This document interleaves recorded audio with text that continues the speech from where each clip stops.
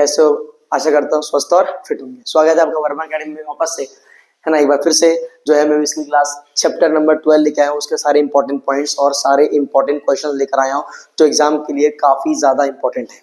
ठीक है, तो टाइम वेस्ट ना करके डायरेक्टली हम लोग यहाँ पर चलते हैं। लेकिन अगर आपने चैप्टर नंबर 11 नहीं देखा है तो सबसे पहले जाकर चैप्टर नंबर 11 के इंपॉर्टेंट क्वेश्चंस कर लो। ठीक है, उसके बाद फिर इसलिए आपकी इस पे आना है आपको चैप्टर नंबर 12। ओके बच्चों, ठीक है।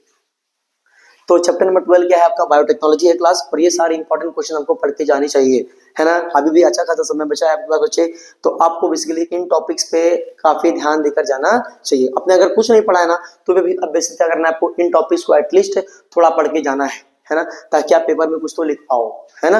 यस, और जो बेसिकली जो बच्चे टॉपर्स हैं, जो जिनका पढ़ के सब कुछ हो चुका बच्चे, क्या करना है आपको, पहले इन टॉपिक्स को रिवाइज करना है, उसके बाद जो है बेसिकली नेक्स्ट टॉपिक को पढ़ना है। ठीक है, क्योंकि यही वो सारे इंपॉर्टेंट टॉपिक्स है, वही सारे कोर टॉपिक्स हैं जो मैंने बेसिकली चैप्टर में से उठा उठा कर यहाँ पे लिखे हुए क्लास, है ना। इसमें बहुत ज्यादा मेहनत लगता है बेटा, ऐसे ये टॉपिक्स नहीं बन जाते हैं। ठीक है, बैठना पड़ता है, बुक लेके पीवाईक्यू चेक करना पड़ता है, और बेसिकली क्या पॉसिबिलिटी हो सकती है वो सब लेकर बेसिकली उसके बाद ही मैंने सारे क्वेश्चन लिखाए हैं आपको। समझ आ रहा है? और मैंने ऐसा कोई है कि मैंने 4 क्वेश्चन दे दिया, 5 क्वेश्चन दिया, बेटा ये पढ़ ले यही आएगा, ऐसा कुछ भी नहीं बोला है। नंबर ऑफ क्वेश्चन साथ आया हूँ, ऐसा कोई भी क्वेश्चन ना छूटे जो बेसिकली इंपॉर्टेंट है। अगर इंपॉर्टेंट क्वेश्चन है तो मैंने इसलिए लिख के रखा हुआ है। समझ में आ रहा है? ऐसा नहीं है, मैं कोई वादा नहीं कर रहा हूँ कि ये आने वाला है, नहीं, लेकिन हाँ इनको आपको जरूर पढ़ के जाना चाहिए। समझा ये चीज? डन है? आ गया तो बहुत अच्छी बात है ना। यस, नहीं आया तो वैसे ही तुमने कुछ नहीं पढ़ा है ना। तो देख लो भाई, क्या पता तुम्हारा लग काम कर जाए, है ना। देख लो इस चैप्टर में ना जो सबसे important topic class what is PCR. कुछ नहीं पढ़ा है, पीसीआर पढ़ के जाना, पक्का क्वेश्चन आएगा। पीसीआर पे हर साल कुछ ना कुछ क्वेश्चन आता है, क्लास ध्यान में रखना है। तो व्हाट इज पीसीआर, पीसीआर को एक्सप्लेन करना है आपको, है ना, और उसके मैकेनिज्म को भी एक्सप्लेन करना है with the help of diagram. Diagram भी आपको एक्सप्लेन करना है क्लास, अगर वो 4 मार्क्स के लिए आया क्वेश्चन तो। समझे चीज? डन। फिर क्या लिखा है, write down the steps involved in the rDNA technology. RDNA technology यानी रिकॉम्बिनेंट डीएनए टेक्नोलॉजी को अगर आपको डेवलप करवाना है या बनाना है ना, तो किस तरीके से कौन कौन सा स्टेप रहेगा क्लास को, सारे स्टेप्स, सिर्फ स्टेप्स मैं बोल रहा हूँ। 2 मार्क्स के लिए पूछ सकता है आपको, सिर्फ स्टेप्स एक्सप्लेन करने नहीं बोल रहा हूं मैं आपको। क्या करने बोल रहा हूं मैं? सिर्फ और सिर्फ बोल रहा हूं मैं कि बेटा उनके जो स्टेप्स है ना वो बस अब लिख दो आप। ठीक है, फिर ये डेफिनेशंस ये ऑलरेडी आ चुका है, ये ऑलरेडी आ चुका है पेपर के अंदर, है ना। अगर आपने प्रीलिम वगैरह देखा होगा तो उसके अंदर आपको ये डेफिनेशंस मिले होंगे क्लास, है ना। तो डिफाइन क्या है, चिमेरिक डीएनए, पैलिंड्रोम क्या होता है, रिकॉग्निशन सीक्वेंस क्या होता है ना, इसका एग्जांपल भी आप लिख सकते हो। ठीक है, फिर प्लाज्मिड्स क्या होते हैं क्लास, उसके एग्जांपल्स।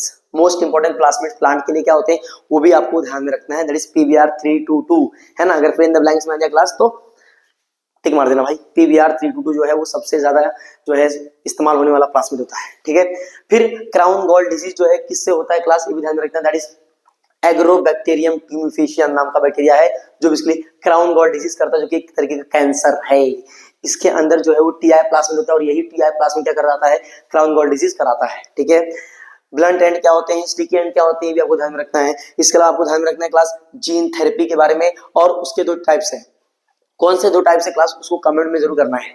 ठीक है, हो गया। अब मैं बताता हूँ आपको 2 टाइप कौन कौन से क्लास आपको ध्यान में रखना है, जर्म लाइन जीन थेरेपी, और ये ध्यान में रखना है सोमैटिक सेल जीन थेरेपी। ठीक है, इनको आपको जरूर पढ़ के जाना चाहिए।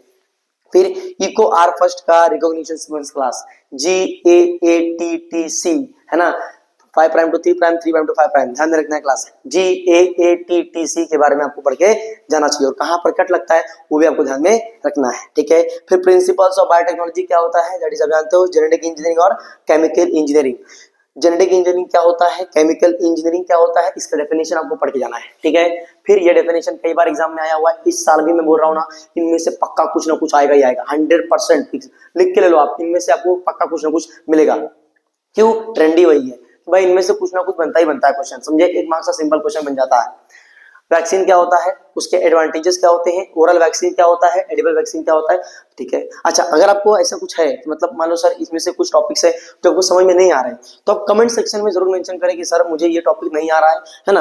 आप इस पर जो है वो सेपरेट वीडियो बना दो, तो मैं बेटा क्या करूंगा, उस पर सेपरेट वीडियो लेकर आ जाऊंगा। ठीक है, लेकिन आपको कमेंट में वो मेंशन करना पड़ेगा। ठीक है, चलो क्या देखो, how are the transgenic mice used in cancer research. तो ट्रांसजेनिक माइस जो बेसिकली हमने बनाया है, जो माइस है ना, जो लेबोरेटरी में तैयार किया गया है, जिनके डीएनए के अंदर हमने फेरबदल किया क्लास, ऐसे माउस का जो है वो कैंसर रिसर्च में क्या यूज है उसके बारे में आपको लिखना है। कुछ फुल फॉर्म ध्यान रखना है क्लास, बैक मैक याक, इसको मैं ऐसे बोलते हैं, ठीक है। That is BSC MSC YSC, that is BAC MAC YAC, इस तरह से आपको याद रखना है, ठीक है।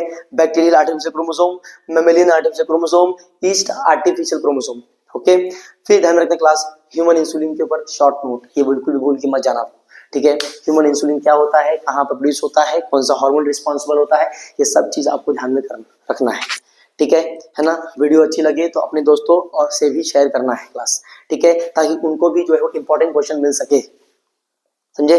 तो ऐसा कोई दोस्त है जो उसको जिसने कुछ नहीं पढ़ा है क्लास, मेरा ये वीडियो जो है उन तक जरूर पहुंचाए और बेसिकली जो है इसको आप भी देखें और इसको जरूर पढ़ के जाए, समझ आ रहा है। डेफिनेटली आपको बहुत ज्यादा हेल्पफुल मिलेगा अगर आपने जो है ये सारी चीजें जो है वो कर ली, ठीक है। आपका कॉन्फिडेंस जो है वो पहले यहाँ पे था क्लास, तो यहाँ पर हो जाएगा। लेकिन क्लास ध्यान में रखना है, सिर्फ इंपॉर्टेंट क्वेश्चन से कुछ नहीं होगा, उसको पढ़ना भी पड़ेगा और पढ़ने के लिए आपको बुक उठाना ही पड़ेगा, समझ आ रहा है। कि देखो ये वो टाइम नहीं है जहां पर जो है इसलिए पूरा बुक पढ़ो आप, इतना समय है कि हमारे पास नहीं, क्योंकि फिजिक्स भी है, केमिस्ट्री भी है, बायोलॉजी भी, अगर मैथ्स भी लिया आपने तो मैथ्स भी है ना, ये सारी चीजें भी है क्लास। तो इतना टाइम है कि हमारे पास अभी नहीं, तो हमें क्या करना है, हमें कोर टॉपिक्स पे ही बात करना है, ठीक है। तो ये वो सारे कोर टॉपिक्स है जिनको आपको छोड़ के नहीं जाना है, समझे क्लास, ओके। ये चैप्टर नंबर 12 था, कहीं जाना नहीं। इसके बाद इसके बाद इसके तुरंत बाद जो है आपको इसके प्लेलिस्ट में मिल जाएगा क्लास क्या, चैप्टर नंबर 30, ठीक है। ओके बच्चों, मिलते हैं नेक्स्ट वीडियो में, तब तक के लिए जय हिंद।